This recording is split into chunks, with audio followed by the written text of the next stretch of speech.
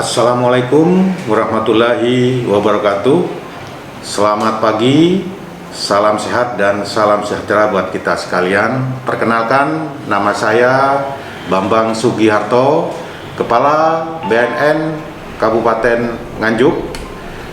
Dalam rangka masa pengenalan lingkungan sekolah, kesempatan yang berbahagia ini saya sampaikan juga salam kenal dari saya, salam sehat, sadar, sehat, produktif, dan bahagia buat kita sekalian.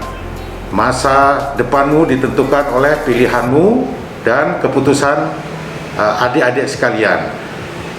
Dan khususnya untuk MPLS di lingkungan SMK 2 Nganjuk, ya, ada beberapa hal yang menjadi atensi dari saya, khususnya untuk bahaya ancaman narkoba untuk tahun 2020 yang menjadi catatan dari saya.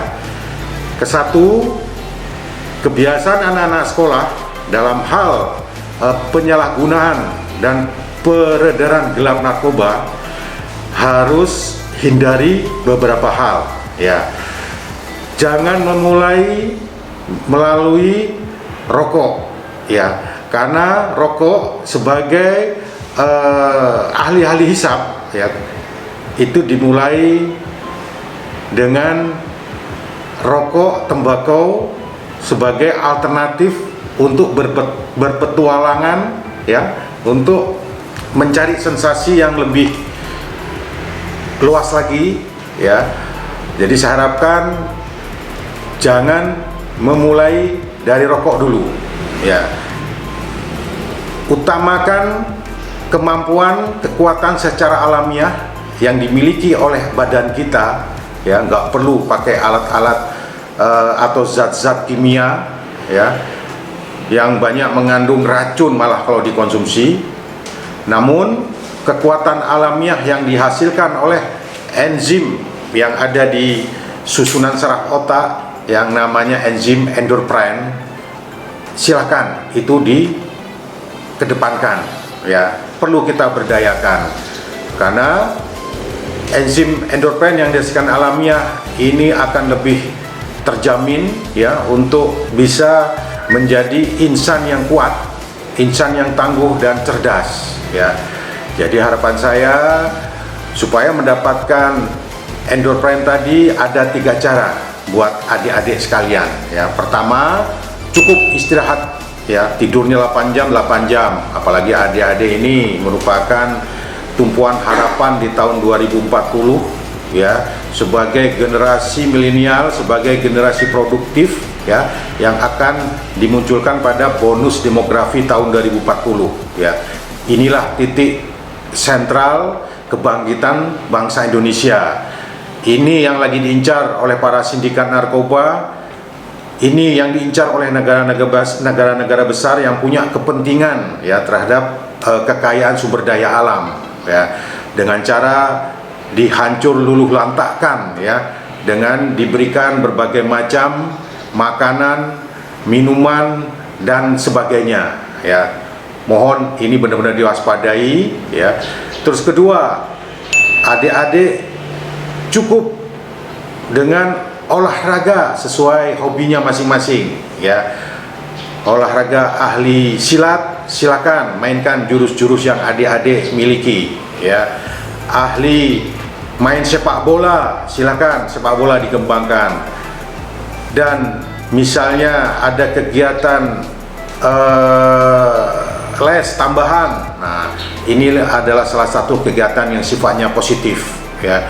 Kedepankan itu, jangan terlalu banyak merenung, jangan terlalu banyak menyendiri, ya, karena disitulah kadang bandar sudah membisikkan lewat aplikasi-aplikasi yang ada di media sosial. Aplikasi, mumpung ingat, hindari pemakaian aplikasi cybercrime, ya, berupa surveillance web maupun aplikasi Krypton, ya. Ini sudah banyak menyerang anak-anak sekolah. Daripada dibisikin oleh para bandar lewat media aplikasi tersebut, lebih baik kita dengarkan atau dibisiki oleh BNN beserta bapak-bapak, ibu guru yang akan menjadikan kalian menjadi lebih sukses. Ketiga, carilah makanan minuman yang benar-benar sehat, ya.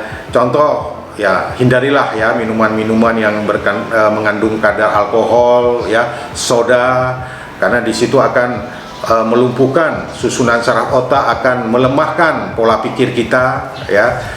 Makanan minuman yang lain, misalnya makanan kerupuk, ya, tolong kurangi, ya. Boleh dimakan tapi jangan sering-sering, karena minyaknya itu juga akan mempengaruhi kesehatan kita juga, ya.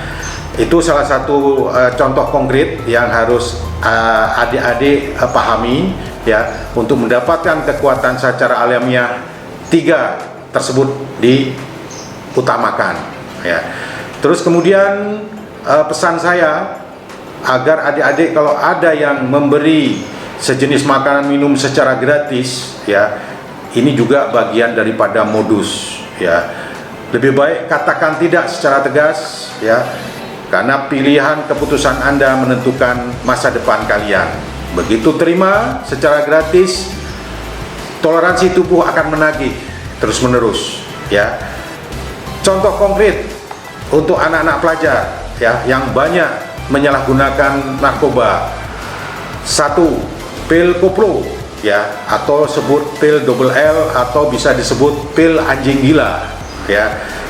Ini dengan uang saku yang adik-adik miliki, bandar sudah bisa memetakan, sudah memapping.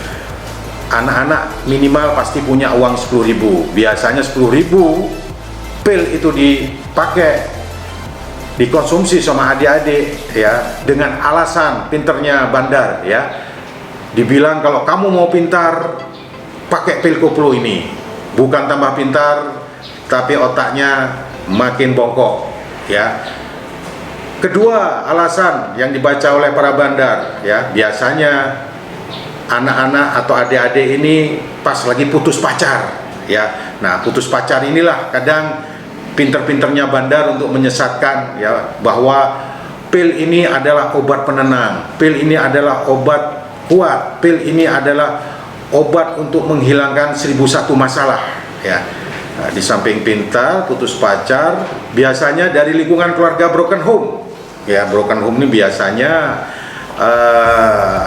ya dari kalangan keluarga yang suka berantem, ya, ibu sama bapak, karena adik-adik ini terlalu bising dengan sering berantemnya, ya, kedua orang tua hanya mencari pelarian, ya. Lebih baik lari ke masjid, ke musola, ngaji di situ untuk menenangkan, menenteramkan jiwa-jiwa kita, ya. Dan modus operandi, ya, yang paling banyak untuk narkoba, ya, untuk nganjuk, kalau yang tadi saya sebut itu adalah psikotropika, ya. Untuk narkotikanya yang perlu diwaspadai adik-adik adalah jenis daun ganja ya, atau disebut marijuana, atau disebut THC, bisa disebut cimeng, bisa disebut gelek ya. Ini paling banyak ada di lingkungan Kabupaten Nganjuk. Tolong itu dihindari, jangan nanti terkecoh tiba-tiba ada yang menyuguhkan minuman seperti teh, padahal itu adalah ranting ganja yang diseduh pakai air panas ya, untuk bisa melumpuhkan susunan saraf otak juga ya. Jadi harapan saya, adik-adik benar-benar waspada, benar-benar menyikapi pola hidup yang sehat ya, agar adik-adik ke depan benar-benar menjadi harapan bangsa dan negara. Sedangkan bahan adiktif ya, mohon maaf tadi saya belum menyinggung narkoba itu apa sih, pasti adik-adik akan bertanya ya. Narkoba itu kalau disingkat narkotika, ko berikutnya psikotropika, ba berikutnya adalah bahan adiktif. Contoh bahan adiktif yang banyak digunakan oleh anak-anak sekolah: rokok ya dengan kandungan nikotinnya, miras, minuman keras ya, lewat minuman-minuman alamiah juga ada ya, berupa tua ya, kandungan alkohol yang dicampur dengan soda, dicampur lagi dengan pil-pil seperti komik ya. Buat batuk pun juga kadang disalahgunakan, boleh diminum obat batuk tapi jangan disalahgunakan ya. Dicampur lagi dengan aprazolam, dicampur lagi dengan onidin, bodrek ya. Nah ini kalau sudah diminum kasihani ya, susunan saraf otak. Satu, susunan saraf otak, kedua adalah pada organ tubuh ginjal. Kalau ginjal sudah terkena, jebol, gagal ginjal, nah lama-lama nggak produktif kita ya. Psikotropika yang banyak menyerang tadi sudah saya sebutkan, ada pil koplo atau pil double L, ada E10 ya, terus kemudian ada dumolid ya, valium, obat-obat keras biasanya ya. Obat ini sebetulnya boleh dikonsumsi dengan catatan harus resep dokter ya. Yang tidak boleh itu membeli sendiri, beli sama temennya. Nah itu yang disebut kategori peredaran gelap, penyalahgunaan secara gelap ya. Ini yang nanti akan berurusan dengan hukum. Punya 2 butir, 3 butir, walaupun itu psikotropika, pasti akan ditindak oleh aparat penegak hukum ya. Terus yang paling keras yang disebut narkotika ya. Narkotika contoh tadi sudah saya sebutkan yang beredar di Kabupaten Nganjuk itu adalah ganja tadi. Yang kedua, nomor 2 adalah sabu ya. Sabu di lapangan, di pasaran bisa disebut ice, bisa disebut amfetamin, bisa disebut crack, bisa disebut bubuk putih ya. Sengaja diciptakan istilah-istilah di pasaran itu beraneka macam varian ya.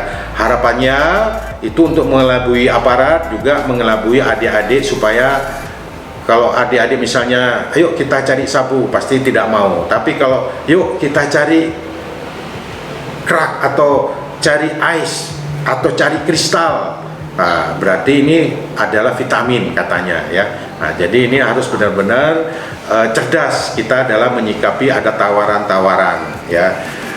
Karena sasaran untuk target para bandar ya adalah anak-anak yang produktif ya. Harapannya nanti di bonus demografi anak-anak muda ini benar-benar dilumpuhkan otaknya, supaya nanti tidak punya kompetitor di dalam dunia usaha dan dunia yang lainnya ya.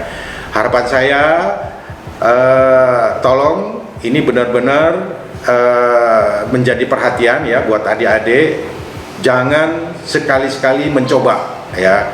Karena mencoba pertama itu akan menjadi korban ya. Ciri-ciri korban biasanya diperdaya, dijebak ya, kemudian menyalahgunakan secara sembunyi-sembunyi, dianggap sebagai style hidup ya.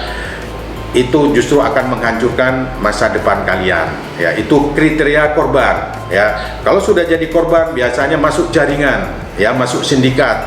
Pertama nyoba-nyoba menjadi kurir, kedua jadi pengedar, selanjutnya bisa jadi bandar ya. Lapas sudah penuh ya dengan kejahatan narkoba. kapan-kapan saya ajak ke lapas, ke Polres, supaya adik-adik punya gambaran agar bisa melihat secara langsung bahwa ancaman bahaya narkoba ini bukan hanya sebatas miliknya orang dewasa, tapi pelajar-pelajar pun banyak yang masuk penjara, ya. Mungkin itu aja dari saya selaku Kepala BNN Kabupaten Nganjuk. Sekali lagi, sadar, sehat, produktif, dan bahagia tanpa narkoba. Wassalamualaikum warahmatullahi wabarakatuh. Terima kasih. Untuk MPLS tahun 2020 SMK 2 Nganjuk, selamatkan satu, stop narkoba, lindungi sejuta bersama BNN Kabupaten Nganjuk. Terima kasih.